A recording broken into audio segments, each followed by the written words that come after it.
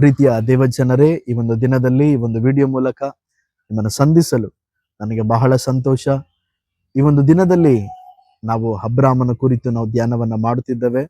ಅಬ್ರಹಾಮನು ಆ ಒಂದು ಲೋಟನನ್ನ ಹಾಗೂ ಸೊದೋಮ್ ಗೊಮೋರ ಪಟ್ಟಣದಲ್ಲಿ ಇದ್ದಂತ ಒಂದು ಸ್ತ್ರೀಯರು ಅವರ ಎಲ್ಲ ಸರ್ವಸ್ವವನ್ನ ಅವನ ಐಗುಪ್ತ ದೇಶದ ಅರಸನು ಆ ಜನರು ಹಿಡಿದುಕೊಂಡು ಹೋದಾಗ ಅವನು ಬಿಡಿಸಿಕೊಂಡು ಬಂದಾದ ಮೇಲೆ ಆ ಅಬ್ರಹಾಮನು ಸೊದೋಮ್ ಗೊಮೋರದ ಅರಸನ ಬಳಿಗೆ ಅವನು ಹೋಗಿ ಅವನು ಹೇಳುವಾಗ ಆ ಅರಸನ್ ಏನ್ ಮಾಡ್ತಾನಂದ್ರೆ ಅಬ್ರಹಾಮನಿಗೆ ಒಂದು ಮಾತನ್ನ ಹೇಳುತ್ತಾನೆ. ಏನಂತ ಹೇಳಿದ್ರೆ, ನೀನು ಬಿಡಿಸಿದ ಜನರನ್ನ ನನಗೆ ಒಪ್ಪಿಸು, ಆಸ್ತಿಯನ್ನ ನೀನು ತೆಗೆದುಕೋ ಎಂದು ಹೇಳಲು. ಆ ಒಂದು ಜನರನ್ನ ನೀನ್ ನನಗೆ ಕೊಡು, ಆದ್ರೆ ಅಲ್ಲಿಂದ ಏನೆಲ್ಲ ಬಿಡಿಸ್ಕೊಂಡು ಬಂದೋ ಅದನ್ನೆಲ್ಲ ನೀನೇ ಇಟ್ಕೊ ಎಂಬುದಾಗಿ ಹೇಳಿದಾಗ ಅಲ್ಲಿ ಅಬ್ರಹಾಮನ ಒಂದು ಮಾತನ್ನ ಹೇಳುತ್ತಾನೆ. ಈ ಒಂದು ಮಾತು ಇವತ್ತು ನಮ್ಮ ಜೀವಿತದಲ್ಲಿ ಇದನ್ನ ನಾವೇನ್ ಮಾಡೋಣ ಅಂದ್ರೆ ಇದನ್ನ ತೆಗೆದುಕೊಳ್ಳೋಣ. ಅದು ಏನು ಅಂತ ಹೇಳಿದ್ರೆ, ಅವನು ಸುಂದರವಾಗಿ ಒಂದು ಮಾತನ್ನು ಹೇಳ್ತಾನೆ. ಅಬ್ರಹಾಮನ ಅವನಿಗೆ ಒಂದು ದಾರವನ್ನಾಗಲಿ ಕೆರದ ಭಾರವನ್ನಾಗಲಿ ನಿನ್ನ ದಾರದಲ್ಲಿ ಯಾವುದನ್ನು ತೆಗೆದುಕೊಳ್ಳುವುದಿಲ್ಲವೆಂದು ಭೂಮಿ ಆಕಾಶಗಳನ್ನು ನಿರ್ಮಾಣ ಮಾಡಿದ ಪರಾತ್ಮರನ ದೇವರಾಗಿರುವ ಯೆಹೋವನ ಕಡೆಗೆ ಕೈ ಎತ್ತಿ ಪ್ರಮಾಣ ಮಾಡುತ್ತೇನೆ ಎಂಬುದಾಗಿ ಅವನು ಹೇಳುತ್ತಾನೆ. ಒಂದು ಸುಂದರವಾದಂತ ಆ ಒಂದು ಅವಕಾಶ ಅವನಿಗೆ ಸಿಕ್ಕುತ್ತದೆ. ಏನು ಅಂತ ಹೇಳಿದ್ರೆ, ಅವನಿಗೆ ಆ ಒಂದು ಐಗುಪ್ತ ದೇಶದಿಂದ ಆ ಜನರನ್ನೆಲ್ಲ ಬಿಡಿಸಿಕೊಂಡು ಬಂದಂತ ಆಸ್ತಿ ಅಂತಸ್ತು ಏನೆಲ್ಲ ಇದೆಯೋ ಅದನ್ನ ಆ ಒಂದು ಸೊದೋಮ್ ಗೊಮೋರದ ಒಂದು ಅರಸನು ಅವನಿಗೆ ಕೊಡುವಾಗ ಅವನೇನ್ ಹೇಳುತ್ತಾನಂದ್ರೆ, ಇದೆಲ್ಲ ಯಾವುದು ನನಗೆ ಬೇಡ, ಒಂದು ದಾರವನ್ನಾಗ್ಲಿ ಬೇರೆ ಯಾವುದನ್ನು ಬೇಡ ಅಂತ ಹೇಳಿ ಅವನು ಕೈ ಎತ್ತಿ ಯೆಹೋವನ ದೇವರಿನಲ್ಲಿ ನಾನು ಪ್ರಮಾಣ ಮಾಡುತ್ತೇನೆ, ಇದು ಯಾವುದು ನನಗೆ ಬೇಡ ಎಂಬುದಾಗಿ ಹೇಳುತ್ತಾನೆ. ಹೇಳಿದಂತ ಉದ್ದೇಶ ಏನೆಂಬುದಾಗಿ ಮುಂದೆ ನಾವು ನೋಡುವಾಗ, ಅಬ್ರಹಾಮನು ನನ್ನ ಸೊತ್ತಿನಿಂದಲೇ ಐಶ್ವರ್ಯವಂತನಾದನೆಂದು ಹೇಳಿಕೊಳ್ಳುವುದಕ್ಕೆ ನಿನಗೆ ಆಸ್ಪದವಾಗಬಾರದು, ನನಗೇನು ಬೇಡ ಎಂದು ಹೇಳಿದನು.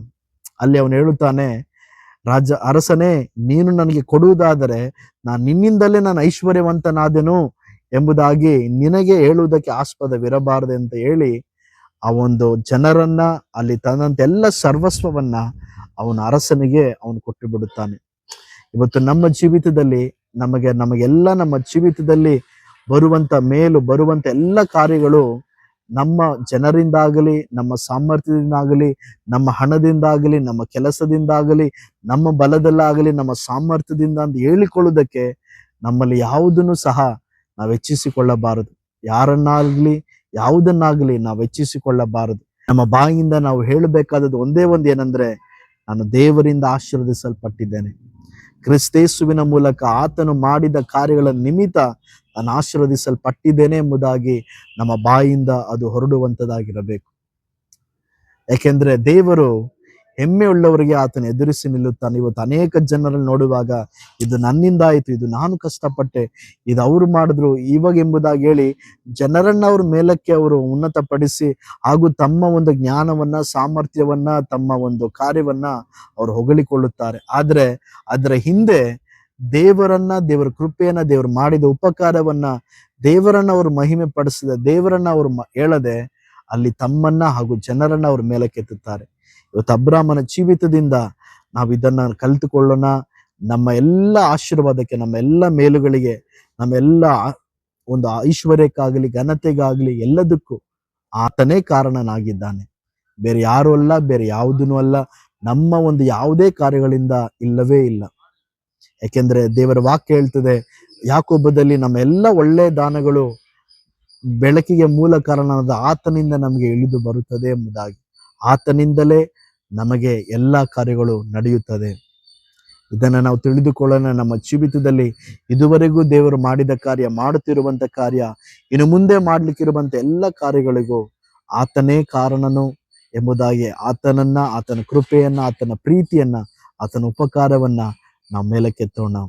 ಇವತ್ತು ನೀವು ದೇವರನ್ನ ಮೇಲಕ್ಕೆ ಎತ್ತುತ್ತಾ ಇರುವಾಗ ಆತನ ಕೃಪೆ, ಆತನ ಆಶೀರ್ವಾದ ಇನ್ನೂ ನಿಮ್ಮ ಮೇಲೆ ಅಧಿಕವಾಗುತ್ತದೆ. ಯಾಕೆಂದ್ರೆ ದೀನರಿಗಾದರೂ ಆತನು ತನ್ನ ಕೃಪೆಯನ್ನ ನೀಡುವಂತ ದೇವರು. ಆತನ ಉನ್ನತಿಗೆ ಪಡಿಸೋಣ.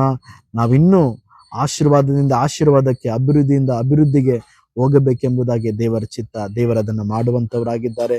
ದೇವರೇ ಒಂದು ವಾಕ್ಯದ ಮೂಲಕ ನಿಮ್ಮನ್ನು ಆಶೀರ್ವದಿಸಲಿ. ಆಮೇನ್.